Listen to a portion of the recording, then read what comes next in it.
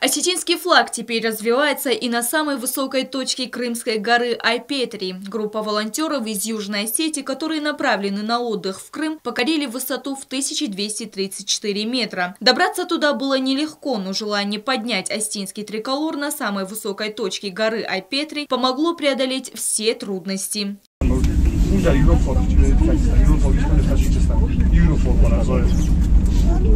2980 метров пути на канатной дороге, и перед глазами открывается потрясающий вид на одной из самых посещаемых достопримечательностей Крыма. С традиционными 3 пирогами и чашей осетинского пива группа волонтеров вознесла молитвы Богу, а после развернула осетинский флаг.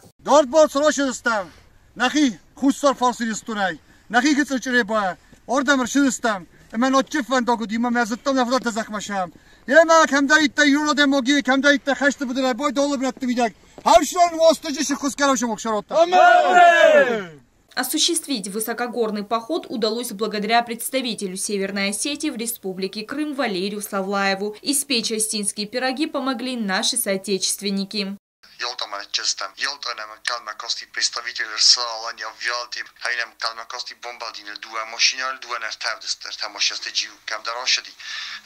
Ирон сафтатан незакаскут ташаттакут нешадма Ирон багана намади. Амаз боттестам подъемник схатчей приблизительно максимум было полчаса. Это максимум. Схатчей на бокоди максимум и около 300 метров. Максимум 300 метров гицалалама подъем жудев та бирашайно жинишит фараж возалди танкию минус 10 точно уди и однозначно хо маджаба ходи бнот сортам рога дортафлаг сортам скуфтам такажнай фестам же приблизительно около часа. Волонтеры пробудут в Крыму еще неделю, после чего прибудет вторая группа. Ребята оказывали помощь медикам и жителям в период всплеска коронавирусной инфекции. Стелла Бязарова, Зарина Татаева. Информационный выпуск сегодня.